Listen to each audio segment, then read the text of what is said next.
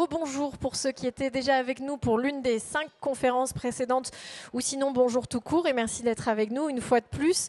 Donc pour cette dernière conférence de ce village de l'eau, on a abordé plein de sujets, plus ou moins techniques, sur la ressource, la préservation des milieux naturels, la régie de l'eau Bordeaux Métropole, et on finit en beauté avec ce sujet. Alors quelques questions pour commencer. Et si le fleuve, notre Garonne, qui bouillonne à quelques mètres d'ici, avait des droits, le droit peut-être de cheminer tranquillement, le droit de rester propre, le droit de rejoindre l'océan sans entrave, le droit de rester entier.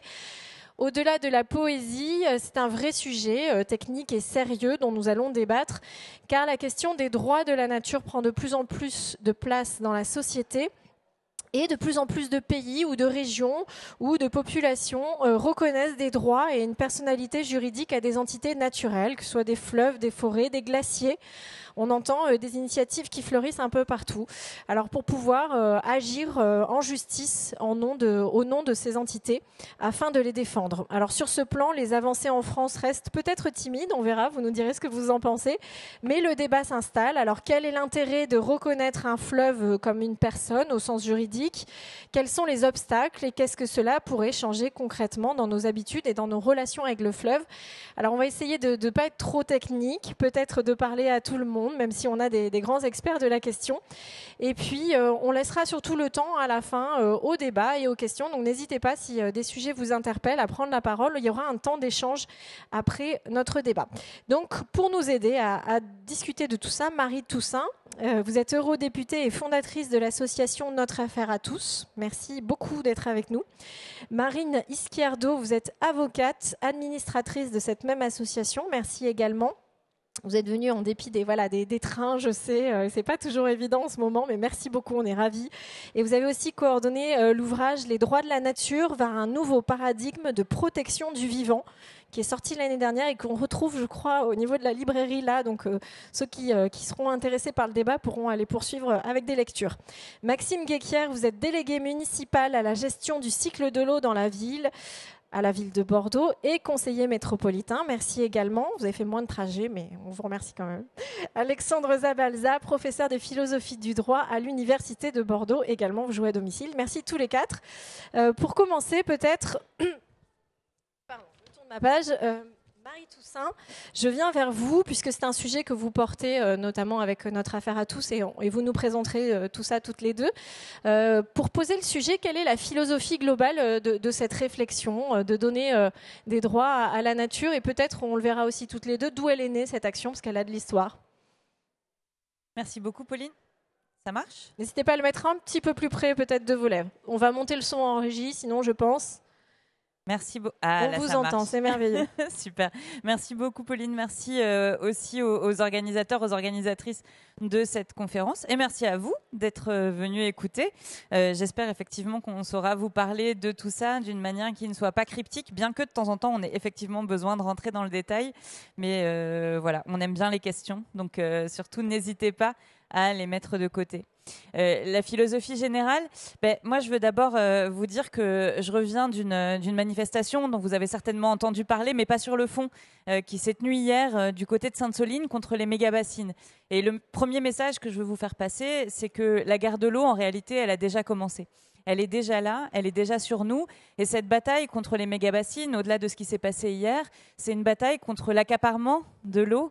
C'est une bataille contre l'usage de l'eau à des fins extensive, à des fins productivistes, afin de nourrir une façon de faire de l'agriculture qui est d'une part une agriculture sans paysans, mais d'autre part une agriculture qui utilise aussi énormément d'intrants chimiques, que ce soit des pesticides ou des engrais.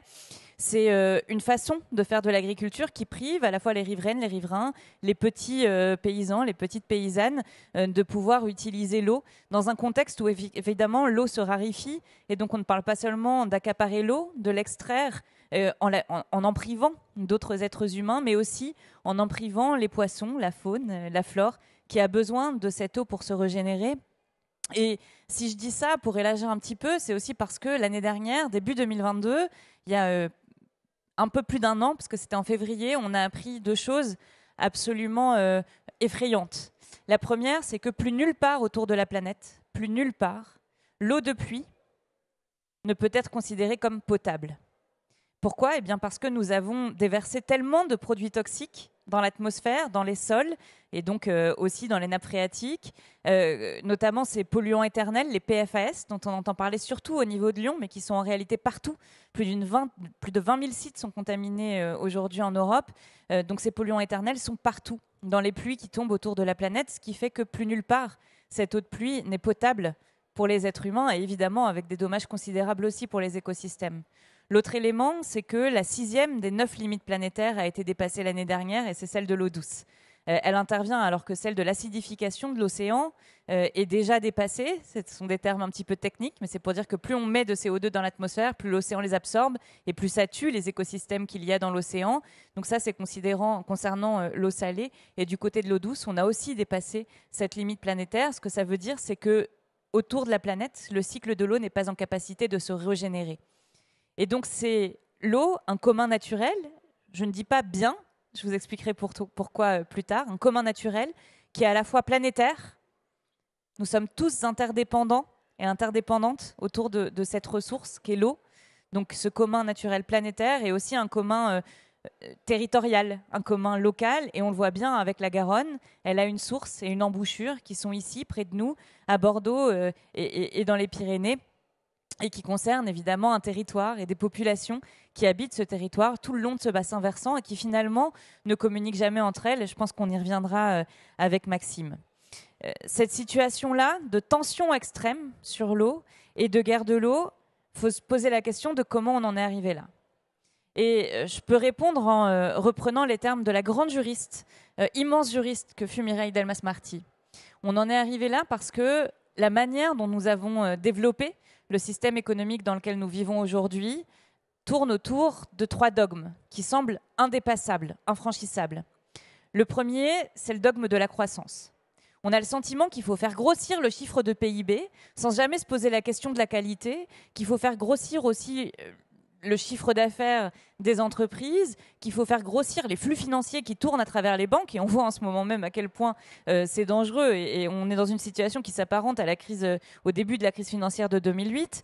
Ce dogme de la croissance, il empêche de voir d'autres choses, de s'interroger sur la santé des êtres humains, évidemment, de s'interroger sur la santé des écosystèmes eux-mêmes. Et évidemment, tout ça est interdépendant. On a eu beau le répéter pendant le Covid, eh bien, aussitôt la pandémie passée, et même avant, alors qu'on était encore en plein dedans, ça a été oublié et on est revenu dans ce régime dans lequel la recherche de cette croissance des chiffres, et uniquement des chiffres, était ce qui est recherché.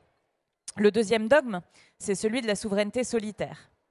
C'est-à-dire qu'on a tendance à envisager le pouvoir du peuple, notre pouvoir sur les choses, comme ne passant qu'à travers notre nation et finalement étant déconnecté, délié des enjeux sur une planète alors que nous n'en avons qu'une. On a tendance à penser qu'il faut produire plus. Donc en ce moment, on parle beaucoup de produire plus et d'aller chercher plus, d'acheter plus aussi de terres et matériaux rares, de métaux, jusque dans l'océan, pour assurer la transition, mais aussi pour pouvoir construire des armes, pour pouvoir aller dans l'espace. C'est nous contre les autres. C'est nous qui devons avoir ces ressources, et ça fait des siècles que ça dure, contre les autres, et tant pis pour les autres. Alors que cet enjeu planétaire, celui de l'eau, évidemment aussi celui du climat, celui de l'océan et de toutes les limites planétaires, cet enjeu-là nous est commun. Et donc Mireille Delmas-Marty nous appelle à passer de la souveraineté solitaire à la souveraineté solidaire. Une souveraineté dans laquelle nous envisagerions une démocratie qui fasse convivre, on en reparlera je crois tout à l'heure, les êtres humains et aussi les non-humains. Et puis, le dernier dogme, c'est évidemment celui de l'anthropocentrisme. Cet anthropocentrisme, il a été remis en cause par un certain nombre de chercheurs, notamment des anthropologues.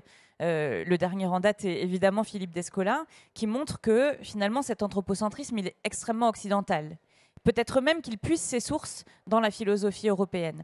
Et que dans d'autres parties du monde, d'autres populations, peut-être un peu plus éloignées du mouvement de mondialisation qui est parti de l'Europe, ont encore un rapport beaucoup plus interconnecté avec le non-humain, un rapport d'échange, un rapport d'harmonie, un rapport de respect avec ce qui est autre que nous, qui leur permet dans la manière dont ils se déploient, dont ils vivent, dont ils interagissent, de mieux respecter les écosystèmes, de mieux respecter leurs droits, qui sont ce qui est absolument indispensable à la survie de l'humanité sur le long terme et déjà à la justice sociale aujourd'hui.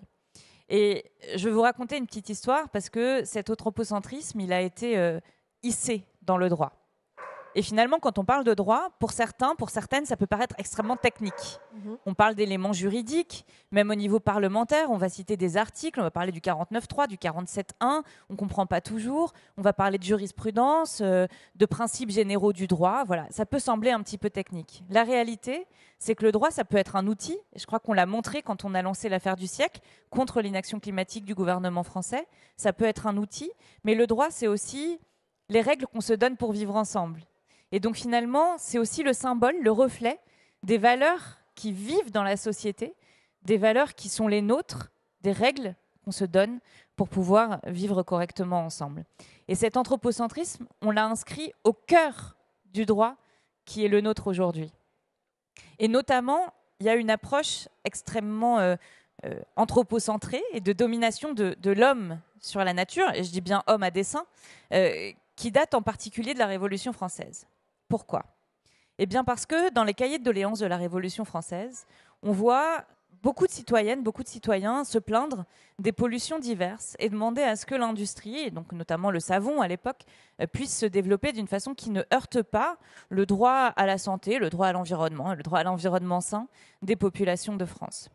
Sauf que quand Napoléon arrive au pouvoir, il prend un décret en 1810, qui est un décret qui est censé être un décret de lutte contre la pollution, et dans lequel il va finalement instaurer un modèle, qui est vraiment encore aujourd'hui le modèle français, centralisé, dans lequel il dit que l'administration, et donc lui en fait l'empereur, tout seul, décide de quelles activités industrielles ont le droit d'arriver et quand, et que dès lors que cette activité industrielle est autorisée, alors il n'y a plus d'outils, plus de ressources, plus de possibilités pour les citoyennes et les citoyens de se plaindre de cette activité. Et ce qu'il met en place, Napoléon, à ce moment-là, c'est un signe égal entre la croissance industrielle et l'intérêt général de la nation. Et c'est encore le régime dans lequel on est aujourd'hui et qu'on a exporté partout, à travers évidemment la colonisation. On a beaucoup exporté notre modèle à travers le monde, parfois en bien. Il y a des pays qui se sont inspirés du droit de l'environnement français, qui ont aujourd'hui des droits de l'environnement assez poussés dans les anciennes colonies françaises, mais aussi en mal. Et qu'on a aussi exporté dans le reste de l'Europe à travers les conquêtes napoléoniennes de l'Europe et puis derrière à travers le soft power et l'influence française. C'est le modèle dans lequel on vit encore aujourd'hui et c'est contre ce modèle-là qu'on doit aujourd'hui se battre parce que la situation nous montre qu'il est incontournable, il est indépassable qu'on change notre rapport aux écosystèmes. Parce qu'en réalité, en détruisant les écosystèmes, on dépasse les limites planétaires, on réchauffe le climat, on accélère la destruction du vivant non humain. Et ça a des répercussions sur nous, que ce soit à la fois avec les pandémies zoonotiques, avec les énormes catastrophes naturelles, avec les sécheresses à répétition qu'on connaît aujourd'hui. Et ça nous appelle, ça nous alerte sur l'urgence de remédier à cette désharmonie, finalement, que nous avons avec le vivant. Donc l'enjeu, c'est de sortir de l'anthropocentrisme, c'est ça ? Oui, c'est ça. Allez-y, poursuivez. On vous écoute si vous aviez encore... Et c'est en cours. Et c'est en cours. C'est ça que je voulais vous dire. C'est que finalement, cette dégradation-là, à toute vitesse des écosystèmes, bien, il y a quand même des citoyennes et des citoyens du monde qui se battent contre elle depuis longtemps.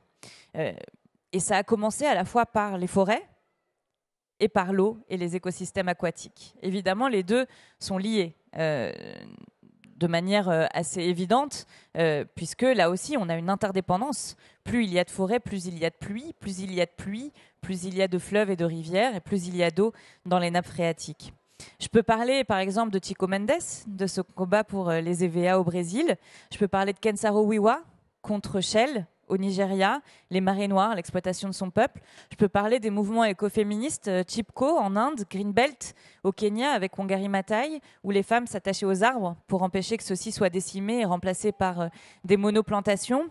Et puis, on peut regarder plus récemment peut-être la vague des actions en justice pour le climat. Alors, je vous ai parlé de l'affaire du siècle, impulsée par notre affaire à tous, mais on a vu ce mouvement en cours un peu partout, dès 2015 aux Pays-Bas et au Pakistan, des ONG, des citoyens gagnent leurs actions en justice, en inaction climatique contre leurs États.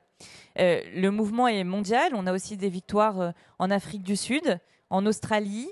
On a eu des victoires partielles aux États-Unis. Au Canada aussi, c'est pas encore abouti, mais on y arrive contre les États ou contre des entreprises. Avec notre affaire à tous, un certain nombre de villes, on a par exemple porté plainte contre Total pour inaction climatique. Et puis il y a des plaintes en cours aussi, une victoire même contre Shell, là encore par les Néerlandais. Ça se développe partout en Europe et ça fait écho à un autre mouvement parallèle, mais on tisse des liens, et notre affaire à tous en particulier, de plus en plus puissants entre les deux. Ça a fait écho à une autre tendance qui est en cours là aussi depuis les années 2000, qui est celle des actions en justice et des lois portant reconnaissance des droits de la nature. C'est arrivé d'abord par la Bolivie, qui a reconnu les droits de la nature, par l'Équateur, qui a inscrit les droits de la nature dans sa constitution. Et puis, il y a eu des victoires dans d'autres endroits. En Nouvelle-Zélande, les droits du fleuve Wanganui ont été reconnus suite à un long plaidoyer de la part du peuple Wanganui, qui est désormais gardien du fleuve. En Inde, en Uttarakhand, les droits du Gange, de la source à l'embouchure, ont été reconnus. Alors là, la bataille judiciaire est encore en cours, parce qu'il y a eu des appels, mais du coup, la cour d'Uttarakhand a aussi reconnu... Des retours en arrière, hein, je crois, c'est ça aussi. Alors, il y a des appels. La bataille judiciaire est en cours. C'est pas encore un retour en arrière. Okay. Vous espérez pas. Mais la Cour a reconnu les droits du règne animal, qui n'a pas été remis en cause. Donc, c'est plutôt bon signe pour la suite. Et puis, il y a une action, il y a plein d'autres victoires. Pour le Rimanumin, dans un des États, dans un comté des États-Unis, puisque vous savez, les États-Unis, il y a l'État fédéral, il y a les États fédérés à l'intérieur desquels il y a les comtés. Eh bien, les droits du Rimanumin ont été reconnus aux États-Unis. Et puis, il y a une très belle victoire dont je veux vous parler aussi parce qu'elle est à la source, je crois, de la philosophie qui doit nous animer quand on parle des droits de la nature. Ça a eu lieu en 2018, en Colombie. En Colombie, la Cour suprême avait déjà reconnu en 2017 les droits du fleuve Atrato, qui est l'un des plus grands fleuves de Colombie. Et en 2018, saisi par 25 jeunes qui attaquaient l'État pour inaction climatique, la Cour suprême a indiqué qu'effectivement l'État était responsable du dérèglement climatique, qu'il devait mettre en place, ainsi que les régions, des plans de lutte contre le dérèglement climatique, des plans de lutte contre la déforestation en Amazonie. Mais la Cour suprême a aussi reconnu les droits de la forêt amazonienne. Et je vous rappelle au passage qu'on a un bout de la forêt amazonienne sur le territoire français, en Guyane.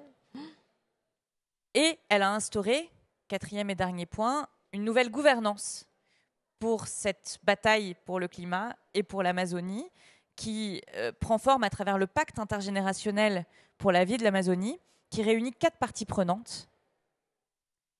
Les pouvoirs publics, États et régions, et c'est bien normal dans une démocratie. Les 25 jeunes plaignants au nom des générations futures, les scientifiques qui disposent, c'est vrai, d'un savoir incontournable à la fois sur le climat et sur la forêt, et les populations locales. Pas seulement les peuples indigènes, mais toutes les populations locales qui disposent à la fois de savoirs ancestraux et d'un savoir d'usage, d'un savoir d'expertise de la forêt, qui sont en capacité de dire quand elle va bien, quand elle va mal, parce que dans leur vie quotidienne, ils et elles ont une relation avec la forêt qui leur permet d'être des indicateurs de peut-être ce qu'il faut agir et quelque part des porte-voix. Il y a un grand débat sur comment est-ce qu'on peut porter la voix de la nature en tant qu'être humain, de la nature non humaine. On y reviendra, oui, effectivement, peut-être tout à l'heure aussi sur ces questions de gouvernance et de représentation. Mais là où je veux en venir, c'est que, et je crois que c'est vraiment fondamental, l'exemple colombien, il montre que les droits humains et les droits de la nature sont indissociables. Et que dans la réalité, plus on va écouter les êtres humains, ce qu'ils ressentent, ce qu'ils vivent, la manière dont ils sont heurtés ou dont ils peuvent être dans une relation d'harmonie et de joie avec la nature, plus on écoute les êtres humains, plus on défend leurs droits, plus on défend ceux de la nature, et vice-versa. Plus on va prêter attention à l'état des écosystèmes, à ses besoins, à leurs besoins, plus on va pouvoir défendre les droits de la nature, les droits humains, à la fois leur droit à la santé, leur droit à un environnement sain, leur droit à l'égalité aussi, et leur droit de faire vivre leur culture, ce qu'on appelle plus communément les droits bioculturels. Donc c'est ça, vraiment, la révolution auquel nous devons donner naissance. Et donc, voilà, cette bataille est en cours. Marine y reviendra, je reprendrai un petit peu après aussi, pour vous dire là où on en est en Europe. Mais dans ce cadre-là, c'est dans ce cadre-là que se passe la bataille pour la reconnaissance des droits de la Garonne. Et c'est dans ce cadre-là aussi que ça donne beaucoup d'énergie et d'espoir, parce que c'est en train de se faire ailleurs, et donc pourquoi pas chez nous. Et on voit bien qu'il y a beaucoup d'exemples dans l'histoire qui sont certainement aujourd'hui plus organisés, plus suivis avec des associations, mais que dans le fond, c'est une mobilisation qui a toujours eu lieu. Marine Izquierdo, on va faire une petite parenthèse historique, même si là on a eu pas mal d'éléments, mais vous vouliez quand même insister sur le point de départ de cette philosophie. Et puis après, voilà, racontez-nous aussi notre affaire à tous, sachant qu'on parlera aussi de la Garonne et que je me fais la gardienne du temps pour que notre public ait le temps de poser des questions. Mais je vous laisse la parole, Marine. Oui, bonjour à toutes et à tous.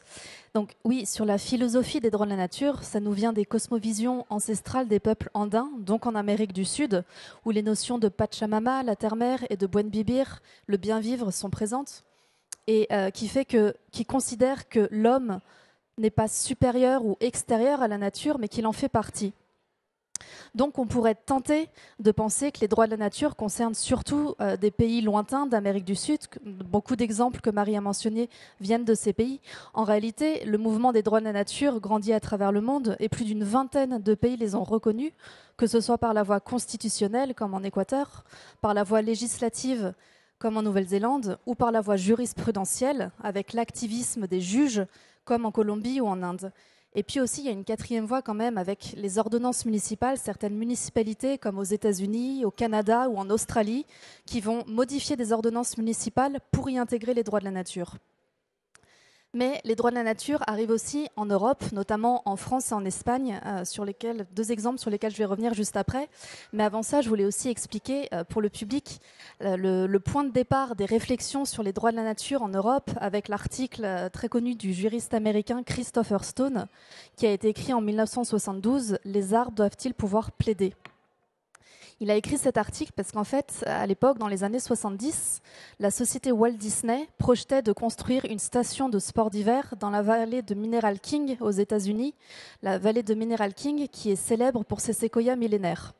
Donc l'association de protection de l'environnement, le Sierra Club, s'est opposée à ce projet. C'est allé en première instance et en appel, le Sierra Club a perdu. Parce que les juges de la Cour d'appel ont considéré que l'association n'avait pas d'intérêt à agir. Ça, c'est quelque chose de très important quand vous initiez une action en justice. Il faut démontrer que vous avez un intérêt à agir. Et en l'espèce, l'association ne rapportait pas la preuve, enfin ne démontrait pas en quoi ses membres allaient être affectés par le projet de station de sport d'hiver si jamais les séquoias disparaissaient, parce que les membres n'utilisaient pas en fait la vallée. Bref, ça a été rejeté. Et c'est là qu'est intervenue l'idée de Christopher Stone. Constatant cette impasse juridique, Christopher Stone s'est dit « Si l'association n'a pas intérêt à agir, dans ce cas, pourquoi ne pas reconnaître des droits aux arbres? Pourquoi ne pas permettre aux arbres de plaider directement ?» Donc il a écrit cet article, et l'article est arrivé juste à temps pour que les juges de la Cour suprême, donc après la Cour d'appel, le Sierra Club a fait un pourvoi devant la Cour suprême. L'article est arrivé juste à temps pour que les juges de la Cour suprême en aient connaissance. La Cour suprême a quand même rejeté le pourvoi de l'association Sierra Club, mais sur les 9 juges qui composaient la Cour suprême, 3 juges ont rendu une opinion dissidente, parmi lesquels le juge Douglas, qui dans son opinion dissidente a repris les arguments de Christopher Stone. Et il a dit « Le souci public contemporain de protéger l'équilibre écologique de la nature devrait conduire à conférer aux objets environnementaux le droit d'agir en justice pour leur propre préservation. » Depuis, l'idée a fait son chemin et donc c'est l'intérêt en fait des droits de la nature de reconnaître, de permettre aux objets environnementaux, enfin il utilise ce terme, mais disons aux entités naturelles d'agir en justice. C'est parce qu'en octroyant une personnalité juridique à des éléments de la nature, ils vont passer du statut d'objet de droit à celui de sujet de droit. Et là, je suis désolée, je vais devoir un peu aborder la partie juridique technique, mais notre système juridique comporte ce qu'on appelle une summa divisio, une division suprême. D'un côté, les objets, de l'autre côté, les sujets. Donc dans les objets, vous allez avoir les biens meubles, une table, une chaise, des immeubles, les animaux, qui même s'ils sont reconnus comme êtres sensibles, sont soumis au régime juridique des biens meubles, les écosystèmes. Ça, c'est les objets. Et de l'autre côté, vous avez les sujets de droit, les personnes humaines, nous, et les personnes morales, les entreprises au sens large, des sociétés, des associations, des syndicats, qui se sont vus reconnaître une personnalité juridique à la fin du XIXe siècle. Et d'ailleurs, donc avec cette personnalité juridique, en fait, les écosystèmes pourraient passer du statut d'objet à celui de sujet de droit. Et c'est d'ailleurs, s'il y a bien un seul point sur lequel on est d'accord entre les opposants aux droits de la nature et ceux qui soutiennent l'idée des droits de la nature, c'est que techniquement, juridiquement, c'est faisable d'octroyer une personnalité juridique à des éléments naturels. Parce qu'en fait, dans la catégorie sujet de droit, vous allez juste ajouter une sous-catégorie. Il y aura les personnes humaines, les personnes morales, les entreprises, et les personnes non humaines, des écosystèmes, des animaux. Donc techniquement, c'est faisable. Et donc c'est tout l'intérêt, c'est qu'avec cette personnalité juridique, vous allez reconnaître aussi des droits. Le droit à l'écosystème d'exister, de s'épanouir, de régénérer ses cycles vitaux. Et aussi cette personne, cet écosystème, pourra agir en justice par l'intermédiaire de ses gardiens ou de ses représentants. Alors après, ça pose la question, et Maxime l'abordera, qui on nomme comme gardien, qui sera légitime. Mais en attendant, c'est ça, c'est l'un des intérêts. Et j'en viens à une deuxième critique qui est faite sur les droits de la nature, ça serait de dire qu'il n'y a pas besoin en fait de nommer des gardiens, puisqu'on a déjà des associations de protection de l'environnement qui agissent pour protéger nos écosystèmes. Alors oui, c'est vrai, ces associations de protection de l'environnement, elles existent, elles font un travail formidable, ce sont de véritables sentinelles de la nature. Maintenant, deux choses. Premièrement, elles ne peuvent pas être sur tous les fronts. Elles ne disposent pas des moyens humains et financiers nécessaires pour pouvoir, à chaque fois qu'il y a un dommage à causer à l'environnement, pour pouvoir intenter une action ou un contentieux. Deuxièmement, l'accès au juge environnemental n'est pas toujours garanti.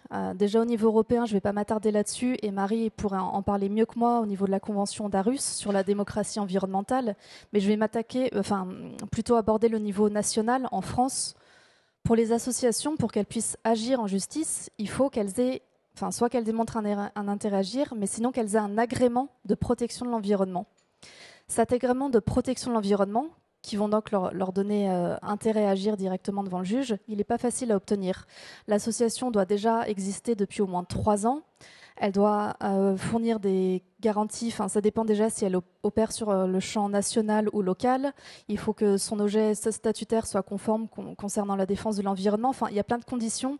Les associations diront que c'est le parcours du combattant pour obtenir cet agrément, à tel point qu'en 6 ans, le nombre d'associations agréées de protection de l'environnement a été divisé par 5.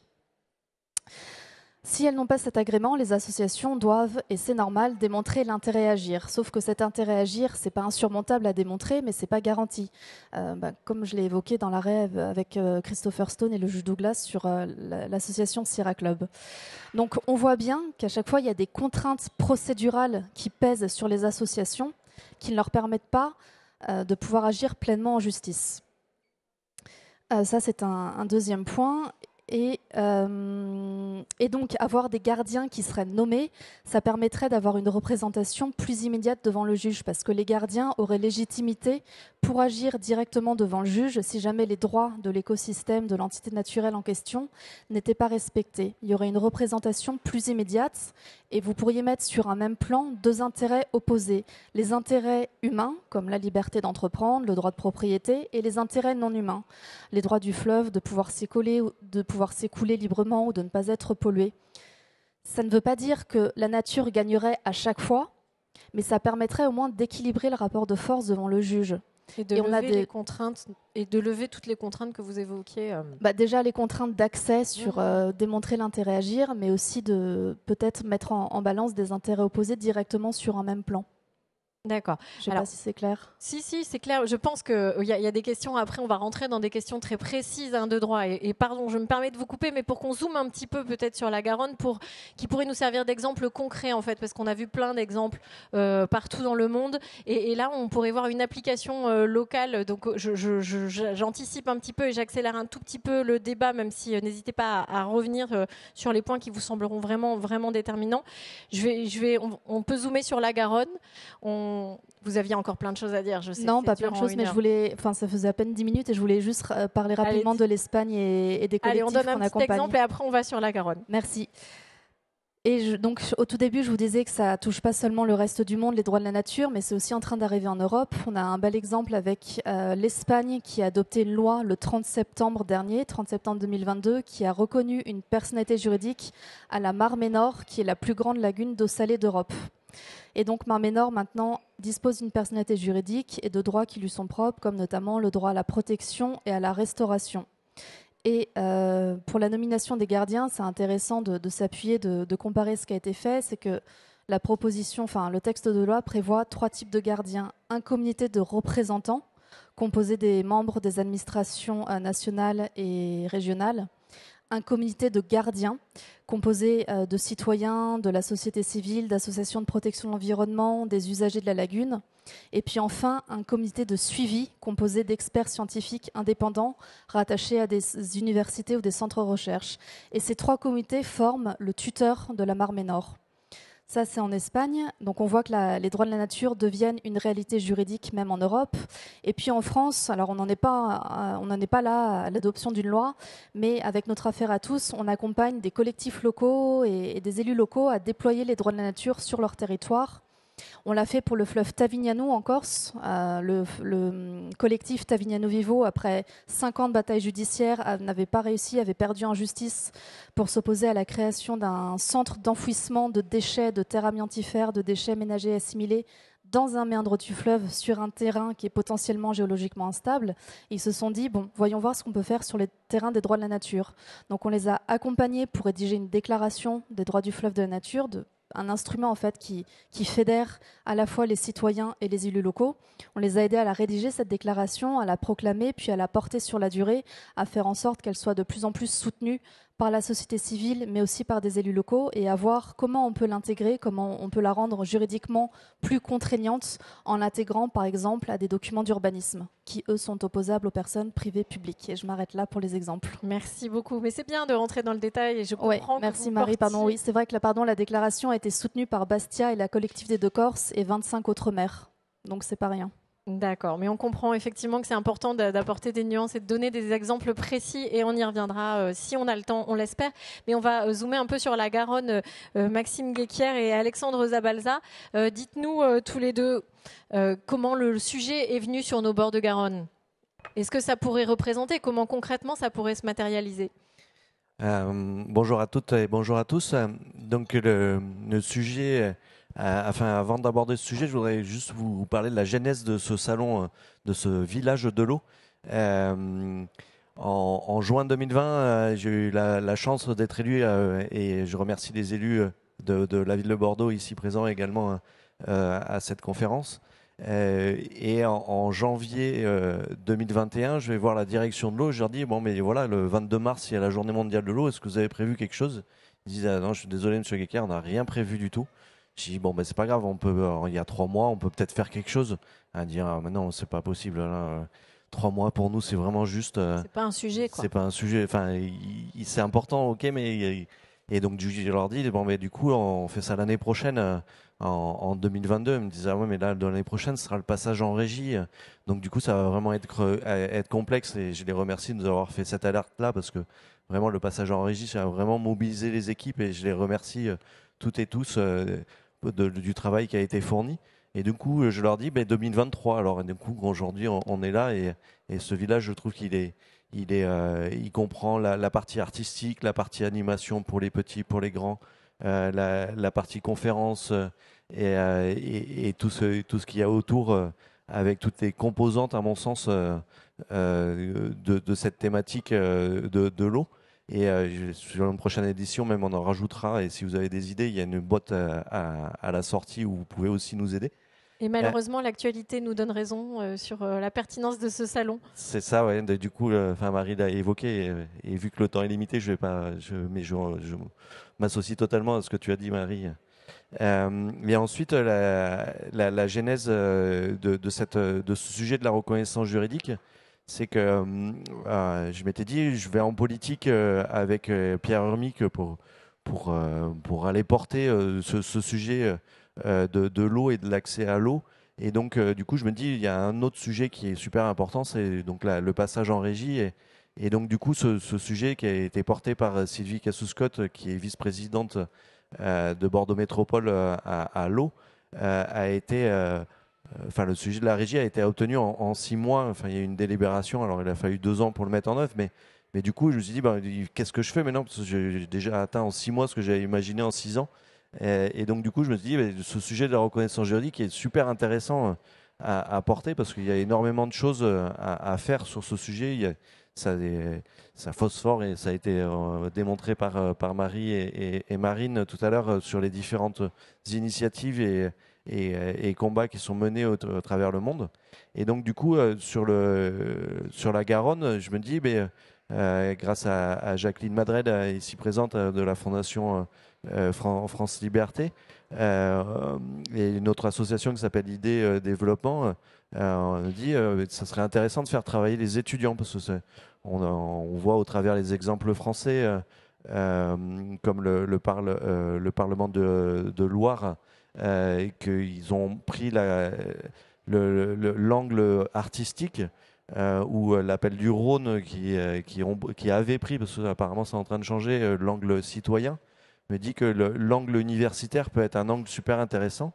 Et donc du coup on s'est rencontré avec Alexandre dans un café de Bordeaux et on a commencé à travailler ensemble sur ce sujet.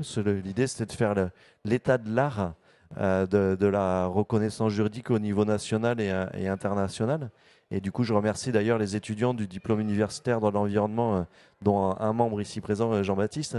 Et donc, du coup, on a commencé à cheminer ensemble sur ce sujet. On a organisé des conférences. On a fait intervenir le maire sur ce sujet, le maire de Bordeaux.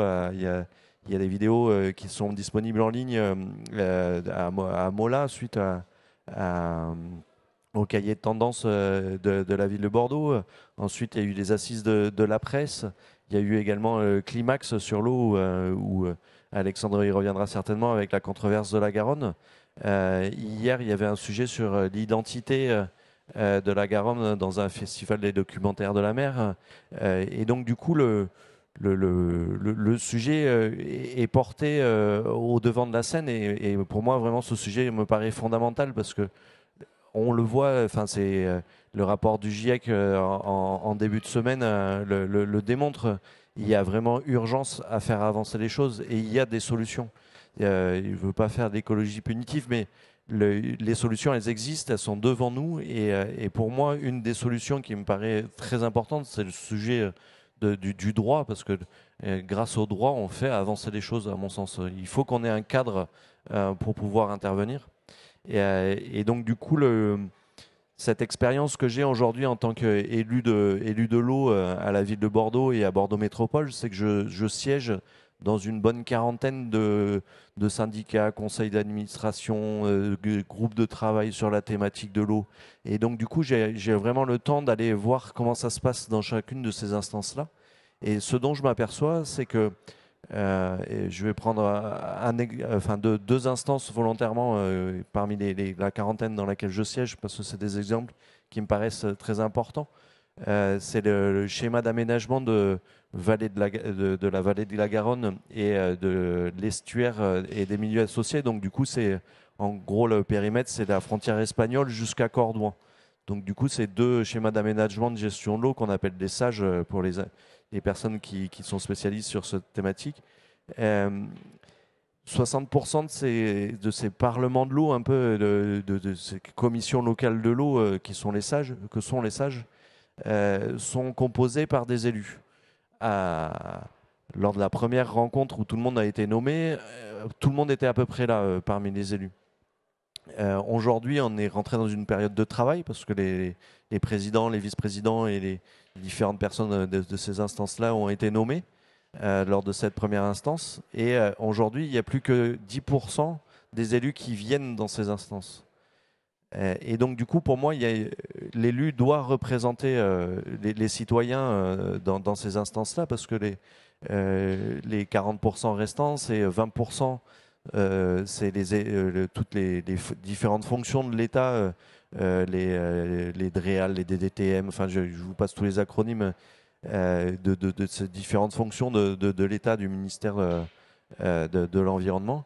Et après 60%, 20%, c'est ce qu'ils appellent les corps constitués. Donc du coup, c'est les fédérations de pêche, c'est les associations de protection de l'environnement, c'est les chambres d'agriculture, c'est EDF, enfin il y en a plein. Et donc du coup, j'ai l'impression qu'aujourd'hui, dans ces instances, il manque 50% des gens.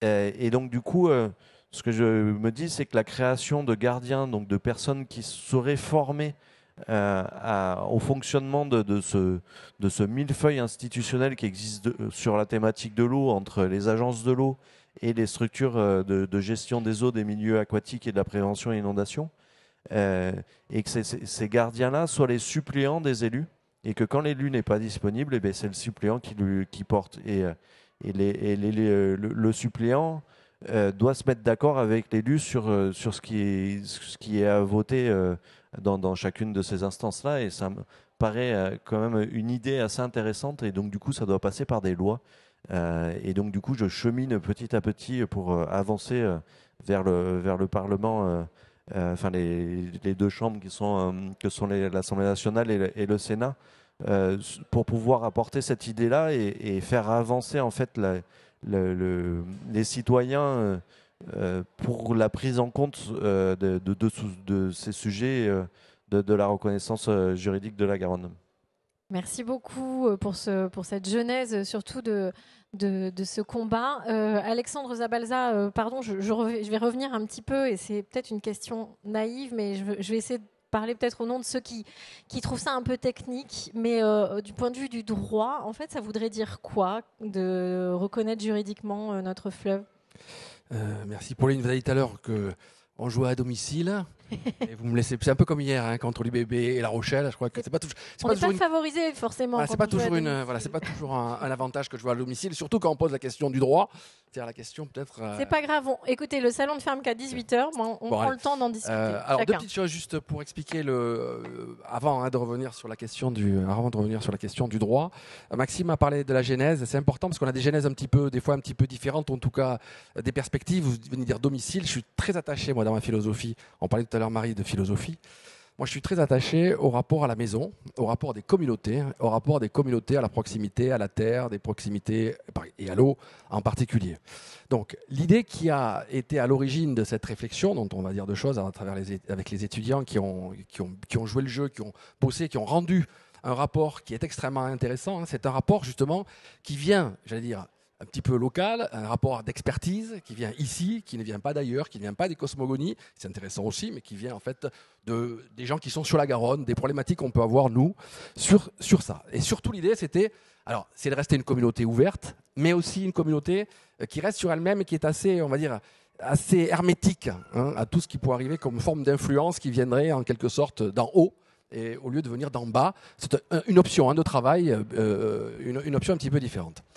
Donc, la question qu'on s'est posée, nous, ça a été de dire, en tout cas qui a été posée aux étudiants qui sont ici, ça a été de dire, de façon technique, en droit, est-ce qu'il y a des intérêts, donner des droits, en particulier au fleuve, est-ce que ça changerait les choses, est-ce qu'aujourd'hui, il existe un droit de l'environnement, on en a parlé un petit peu tout à l'heure, est-ce que c'est pas suffisant ? Et donc faire un état des lieux là-dessus. Alors, les premières réponses, je vais vous les donner très rapidement, les lister. La première réponse qu'on peut dire aussi, parce que tout à l'heure vous avez dit qu'il y avait des avancées évidemment sur la question des droits de la nature ailleurs qu'en France, mais en France aussi c'est pas si mal que ça, mais il faut dire qu'en France, l'état des fleuves, alors on va peut-être me critiquer tout de suite, mais peu importe, il y a un droit de l'environnement qui existe, et quand même un droit de l'environnement qui est assez intéressant par rapport à d'autres États. La question, ça sera de savoir s'il est suffisant. Mais ça, par contre, c'est une certitude. Il y a des lois, il y a les États où il n'y a pas forcément ces lois-là, loi 64, loi de 1992, loi de 2006, loi de 2004 et loi de 2006 qui sont venus apporter l'agence de l'eau depuis le début, qui ont posé un cadre qui est un cadre qui, l'ont dit les étudiants, va être non pas problématique, mais qu'on peut rendre perfectible. Et donc c'est là que la question intervient, et c'est là qu'elle intervient aussi sur un plan juridique intéressant. C'est-à-dire de dire, est-ce qu'on ne va pas rajouter quelque chose ? Est-ce que c'est un plus ? Est-ce que c'est un point ? Alors ils ont identifié des limites. Quelles sont ces limites aujourd'hui au système actuel ? Les limites sont d'ordre environnemental. C'est-à-dire qu'on aurait pu en parler tout à l'heure sur l'affaire du Mar Ménor. Au Mar Ménor, le site du Mar Ménor, qui est aujourd'hui reconnu comme une personne juridique et qui a des droits, est aussi un site qui était protégé Natura 2000, comme l'est toute la Garonne. Donc le droit de l'environnement, il existe là-bas, il existe aussi ici, et il se trouve qu'en Espagne, par le juge en tout cas, il a été considéré comme n'étant pas assez suffisant. Donc on a rajouté des droits. Donc ça, c'est la première chose. La première chose, c'est qu'il existe un droit de l'environnement, mais qu'il peut y avoir du plus par rapport à ce qu'il existe aujourd'hui. Deuxième chose, c'est les limites. On s'est rendu compte qu'il y avait des limites. C'est-à-dire que le droit de l'environnement, il existe, mais il n'y a pas une police suffisamment, efficace pour faire respecter ce droit-là. Donc ça, c'est des limites en type de police. Troisième type de limite, des limites de type, Maxime pourrait en parler, de multiplication des acteurs et du fameux millefeuille administratif. Alors là, quand on commence à s'intéresser à la question de la Garonne, même si on se dit tiens, on va donner des droits, la question de l'eau en général, c'est une personne juridique, on rentre en fait dans une sorte de nébuleuse. Je peux vous dire que c'est, parce que ça fait 2 ans que je travaille dessus, je crois que j'ai pas tout compris encore sur l'alpha et l'oméga du système. Vous me rassurez. Voilà. Non, mais c'est important parce que ça permet de comprendre que l'idée même d'une structure unique permettrait d'y voir peut-être plus clair. Et ça serait donc un accès qui serait intéressant aussi d'y voir un petit peu plus clair, parce que là, ça devient très fouillis. C'est-à-dire qu'on voit bien qu'il y a une intention globale de préserver la ressource, de préserver l'eau, mais par qui, comment, et même si les choses sont là, il y a quelque chose qui ne va pas. Voilà. En gros, si on devait identifier les choses à la fin de cet esprit-là, voilà, ça n'évite pas les problématiques de Caussade, ça n'évite pas le barrage de Sivens, ça n'évite pas en fait des problématiques qui sont de véritables problématiques. Et enfin, c'est un rapport avec le domestique que moi j'aime bien, le rapport au commun depuis le début et autres. On se rend compte qu'au fond, il y a un déficit démocratique aujourd'hui sur la protection de la ressource, la protection de l'eau, même s'il y a des clés, même s'il y a des parlements de l'eau. Maxime a dit quelques mots aujourd'hui, tout à l'heure. On se rend compte que nous, les citoyens, aujourd'hui, malheureusement ou heureusement, je crois que c'est nous, parce que tu le dire mieux que moi, c'est nous qui fournissons, qui payons l'eau, et l'eau est aujourd'hui utilisée pas spécialement, ou en tout cas majoritairement, pas forcément par les consommateurs qui sont les premiers payeurs. Ça, c'est une problématique. Au-delà de ça, qu'est-ce qu'on fait? Est-ce qu'on va plus loin? Est-ce qu'on va plus loin? Donc nous, avec les étudiants, on a proposé de faire ce fameux procès qui a eu lieu ici, où on a posé en fait 4 questions, qui me semblent sont des questions intéressantes sur le sujet. La première question, c'était le droit en général. Est-ce que vous pensez que le droit est important, en fait, a un rôle à jouer dans la préservation du fleuve et de la Garonne en particulier? Dans notre petit jury, qui n'est pas à la Cour suprême des États-Unis, mais qui comportait 9 juges aussi, pour l'occasion. Symbolique. Voilà, mais voilà. Alors nous, on s'est tué, on était 3 professeurs, mais on a laissé le public parler. On a gardé simplement les 6. Les réponses sont intéressantes. Le droit a une importance 6 sur 6. Deuxième question, est-ce que vous paraît que les droits peuvent être reconnus à la Garonne? Réponse 6 sur 6. Donc on a des droits qui seraient reconnus à la Garonne. Et ensuite, il y a 2 questions sur lesquelles on peut discuter, mais qui sont problématiques ou pas, mais pour moi, dans la recherche, qui sont très intéressantes, qu'a soulevé Marie sur la question du bien, c'est est-ce que pour vous, la Garonne est un bien commun, et c'est pas et où, est-ce que pour vous, la Garonne est une personne? Alors, il y a, sur la question, est-ce que la Garonne est une personne juridique, ou pourrait être une personne juridique, 4 réponses sur 6, 1 ne se prononce pas, et 1 non. Sur la question, est-ce que la Garonne, ou Garonne, parce qu'on dit Garonne, pardon, chez nous on enlève le là, on dit Comme Garonne. quoi c'est déjà quelqu'un. Oui, c'est quelqu'un. Bon. Mais est-ce que Garonne est un bien commun? Eh bien, la réponse est 6 sur 6. Alors moi, évidemment, alors, on va dire que je suis plus parti pour la question du bien commun.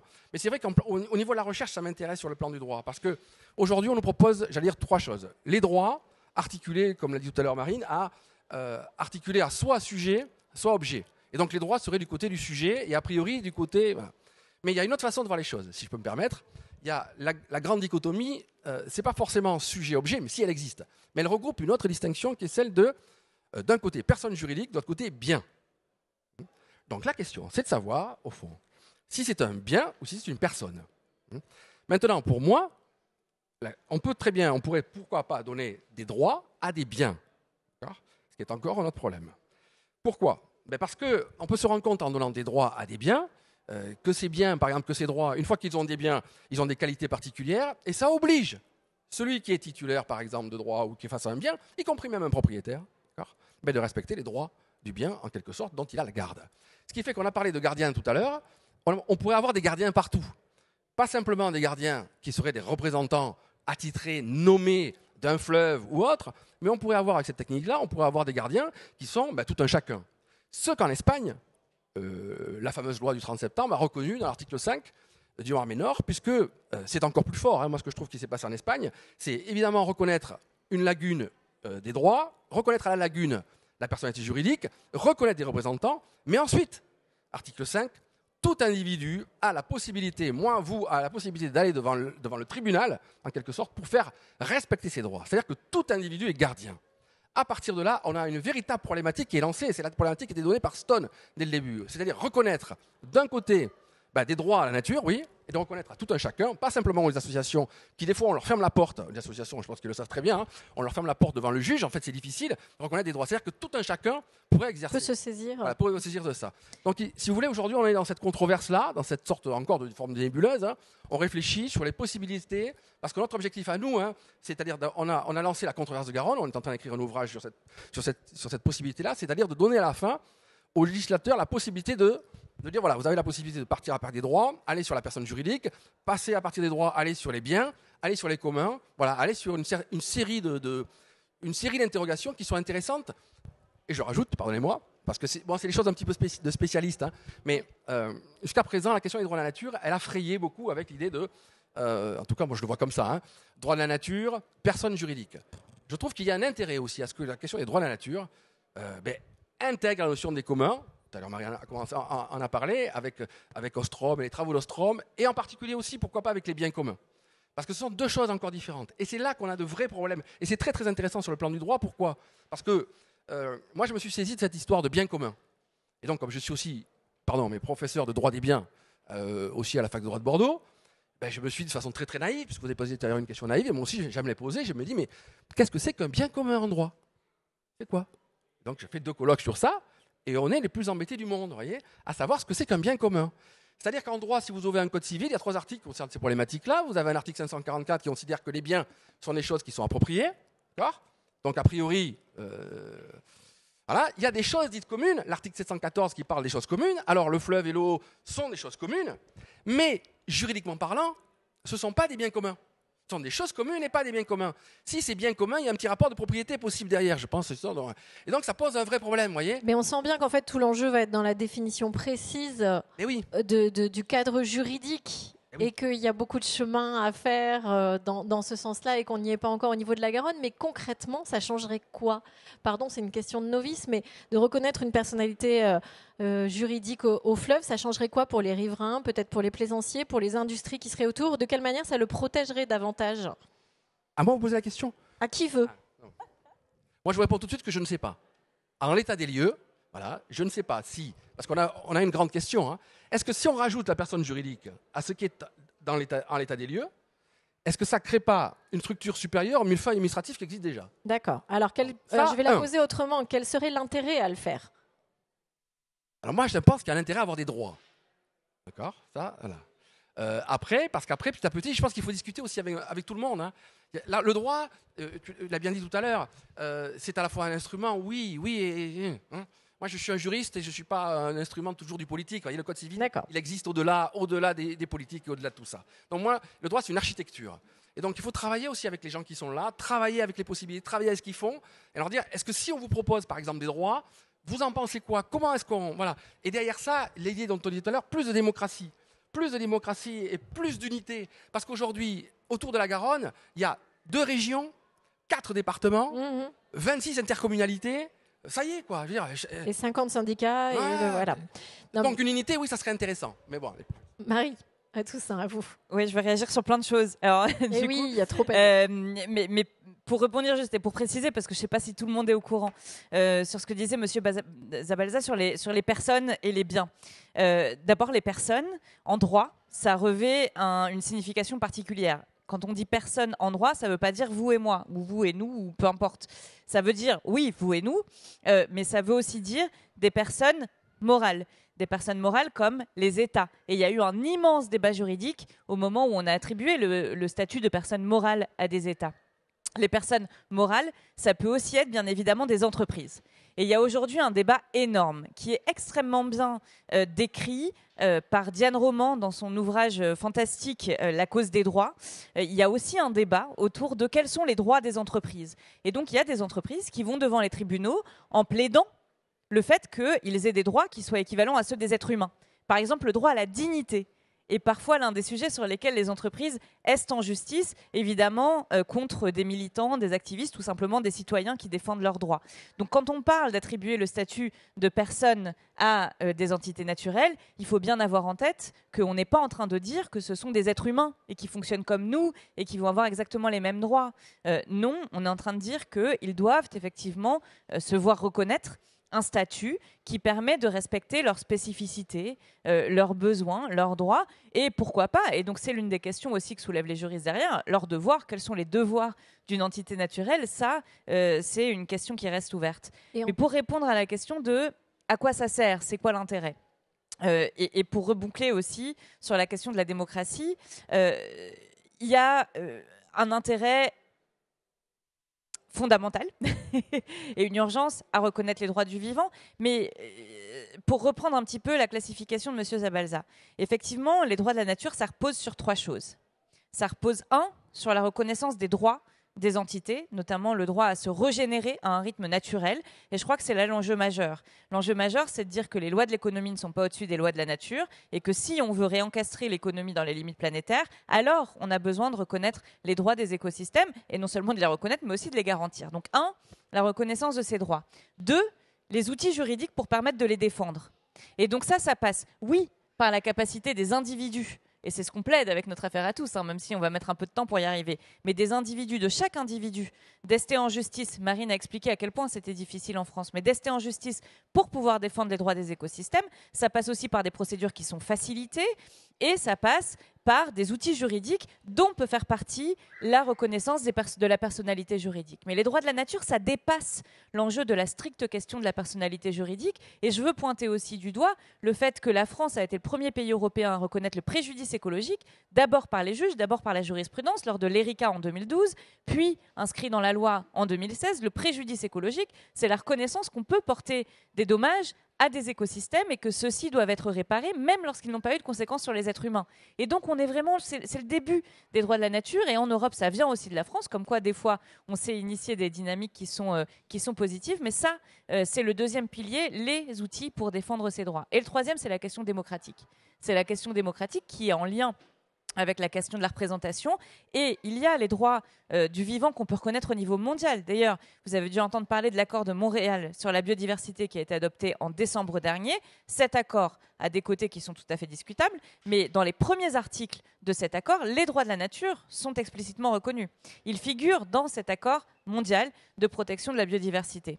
Mais derrière, ça ne peut pas être un régime unique qu'on copie-colle partout, dans tous les États du monde, dans tous les endroits du monde, pour tous les écosystèmes du monde. Il va y avoir des solutions à trouver, à élaborer par le local, sur quelle est la relation avec l'écosystème, comment est-ce qu'on peut véhiculer sa voix, comment est-ce qu'on peut s'en faire le diplomate, le traducteur, comme dirait Baptiste Morisot. Et ça va être différent sur une forêt, sur un océan, sur un écosystème tel que la Garonne. Et donc, oui, on a une difficulté avec le millefeuille administratif. On a aussi une difficulté avec la façon dont les agences de l'eau, les différentes instances territoriales abordent le fleuve, parce que le fleuve n'est pas une entité de la source à l'embouchure. Pour eux, le fleuve, c'est des petits bouts, des petites portions. On va parler du stock de poissons, de la qualité de l'eau, de l'état des côtes, tout ça de manière distincte, sans envisager la santé entière de l'écosystème, alors qu'évidemment, on a besoin de l'aborder en tant que tel. Et donc, il faut, et Marine travaille beaucoup en ce moment avec des entreprises aussi, réfléchir à comment est-ce que la voix des écosystèmes peuvent être entendues. Encore une fois, ça c'est une question démocratique, de réappropriation citoyenne de cet enjeu de défense des écosystèmes. Et donc je veux finir, ce sera ma dernière intervention parce que le temps passe, oui. Mais par remercier beaucoup Maxime et la ville, mais Maxime en est un élément tout à fait moteur, d'avoir cette réflexion-là à Bordeaux, et d'ailleurs en contactant les autres villes qui sont le long de la Garonne, parce qu'on a vraiment besoin que ce soit saisi par les citoyens, par le niveau local, et c'est uniquement comme ça qu'on arrivera à faire reconnaître, et non seulement à faire reconnaître symboliquement, mais à faire reconnaître concrètement les droits des écosystèmes et à changer la donne sur les politiques qui sont menées sur le territoire.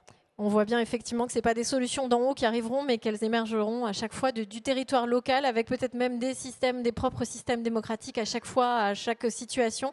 Maxime, avant qu'on prenne quelques questions rapidement, l'intérêt de faire ça pour la Garonne, ou conclure comme vous voulez sur ce sujet, parce que c'était quand même la Garonne qui nous réunissait cet après-midi.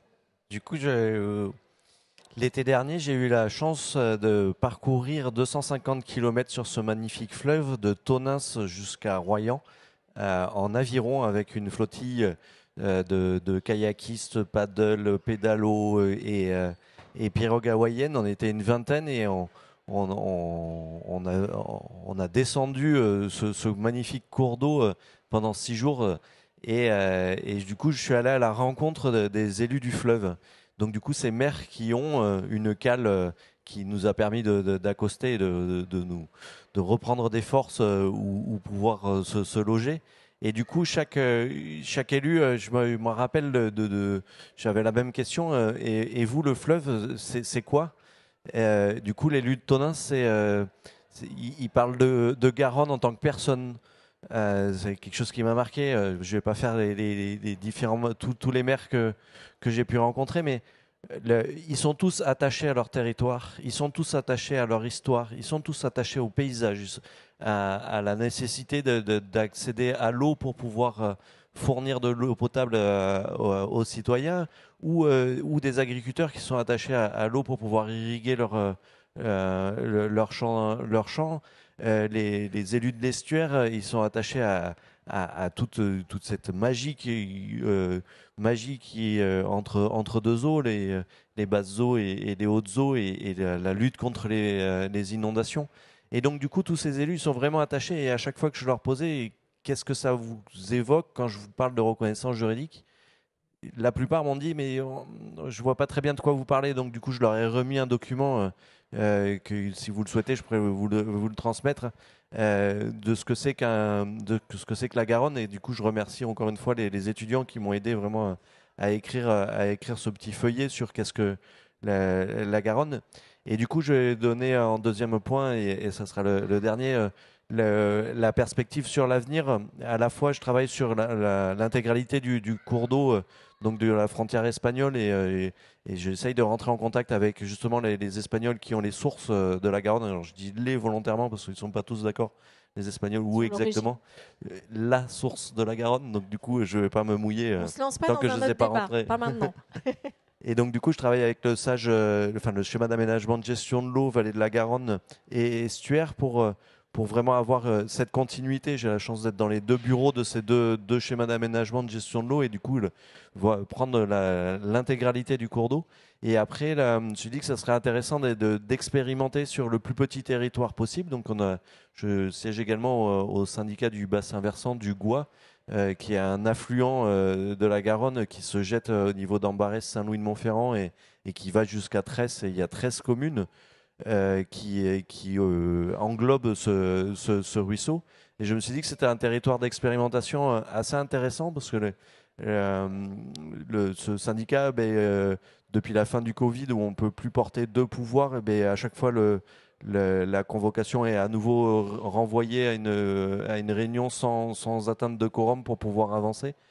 Donc du coup, ce dont j'évoquais tout à l'heure, le manque de participation des élus lors de ces instances décisionnelles sur l'avancée de la prévention des inondations et de la gestion des milieux aquatiques. Et donc, du coup, je me suis dit que ça serait intéressant de lancer un grand nettoyage du Gois, on va dire dans les années à venir, parce que comme ça, je ne m'engage pas trop sur une date, parce qu'avec l'administration, c'est toujours complexe. Et du coup, je me dis que ces personnes qui vont participer à ce grand nettoyage, c'est un peu déjà des gardiens. Et du coup, ces gardiens, on pourrait les former à ce que c'est que la gestion des eaux, des milieux aquatiques et de la prévention inondation, la GEMAPI, pour ceux qui connaissent. Et donc, du coup, leur expliquer ce qu'il y a entre leur ruisseau du Gois et l'agence de l'eau à Dour-Garonne, voire au-dessus avec la directive cadre européenne, et voire encore au-dessus avec le sujet sur les Nations Unies, qui a fait une super conférence d'ailleurs à ce sujet le 22 mars cette semaine. Et donc du coup, il y a vraiment une prise en compte planétaire. Je pense que ça a été évoqué en début avec cette histoire des polluants perpétuels, pardon, des PFAS ou PFAS selon. Et donc du coup, il y a vraiment une prise de conscience majeure. On n'a jamais eu autant d'articles dans la presse que ces derniers temps, avec cette sécheresse hivernale. Et aujourd'hui, la nature se réveille. Enfin, on commence à voir des feuilles aux arbres, et du coup, on peut se dire que c'est plus cette eau-là qui va pouvoir recharger nos nappes. Et donc, du coup, l'été prochain, comment on va pouvoir gérer ce manque d'eau qui est criant? C'était une vraie question. Et pour autant, il y a des solutions. Mettons-nous autour d'une table et discutons pour pouvoir trouver ces solutions ensemble. ou sur un village de l'eau qui réunirait tout le monde. Ce serait un rêve, par exemple. Par exemple. Ok, merci beaucoup Maxime. Pour le symbole, on va prendre une question. Je dis pour le symbole parce que j'explose les compteurs au niveau du timing et que je vais me faire taper sur les doigts. Surtout que je vois Jean-Claude qui dit oui, et puis surtout que le salon va fermer ses portes. Donc si on ne veut pas rester là toute la nuit, une petite question rapide, monsieur. On vous donne un micro et on promet d'y répondre rapidement. Je m'engage au nom des participants. Bonjour, bonsoir, merci beaucoup pour toutes ces informations. Alors, j'ai une question. On part de l'hypothèse que là, où, si on fait entre parenthèses, Garonne est une personnalité juridique. Deuxième hypothèse, je suis un exploitant agricole, je suis riverain, il fait très chaud, j'ai une pompe. Est-ce que j'ai le droit de pomper autant que j'ai besoin ? Et si j'ai le droit, je ne vois pas pourquoi mes voisins n'auraient pas ce même droit.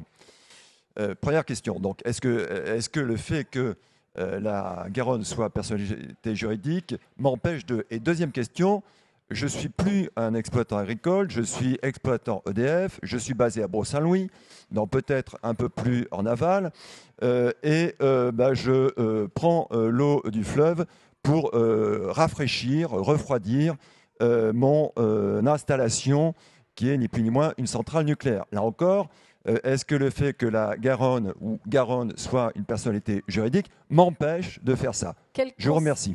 Merci, monsieur. On voit bien concrètement quelles conséquences pour pas seulement les usagers, on a dit tout à l'heure les plaisanciers, mais les industriels, les agriculteurs. Je veux bien tenter un début de réponse. Allez, alors, ça va être difficile de répondre quelles conséquences précisément. Ça va être une question de mise en balance d'intérêts opposés. Je vais prendre l'exemple, ça va être, mettons, respect de la vie privée versus liberté de la presse. Dans quel moment la liberté de la presse va prévaloir ? Dans quel moment le respect au droit de la vie privée va prévaloir ? Ça va dépendre, en fait, ça va être au cas par cas, on va l'étudier. Donc là, pareil, il faudra mettre en balance les intérêts de l'agriculteur de pouvoir prélever dans l'eau versus les droits du fleuve. Et on ne pourra pas dire dans quel cas ça va gagner, en fait, il faudra étudier au cas par cas. Mais au moins, ça permettra de mettre en balance face aux intérêts privés les intérêts du fleuve.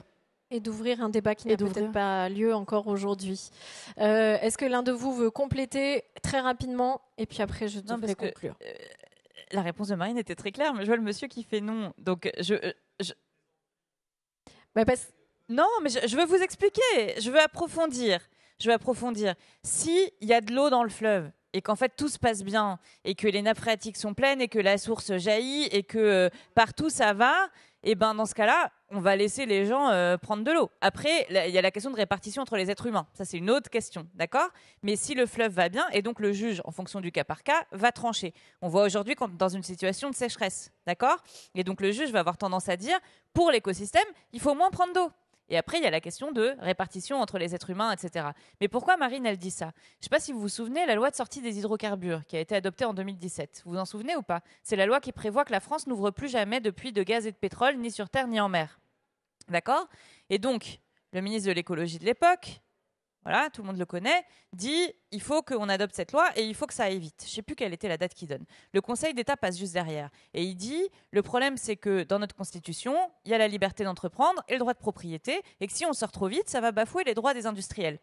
Et donc, dans ce cadre-là, on aurait eu besoin que les droits de la nature soient constitutionnalisés parce que ça aurait donné des armes au Conseil d'État pour dire c'est bon, en fait, les bénéfices des entreprises qui sont déjà revenus sur leurs investissements, etc., on s'en cogne parce qu'il y a une urgence à protéger les droits de la nature. Sauf que là, dans l'édifice juridique tel qu'il était construit, on a une préséance de la question de la croissance, intérêt général, tout ça que je vous ai raconté tout à l'heure, et des droits économiques qui est supérieure aux droits du vivant. Et c'est ça qu'on a besoin de bouger. Et Marine pilote d'ailleurs une campagne pour changer la Constitution, pour pouvoir changer ce rapport de force au sein de la Constitution, qui a réuni plus de 100 000 signatures, notre Constitution écolo. Donc vous pouvez aussi aller la signer, on en a vraiment besoin.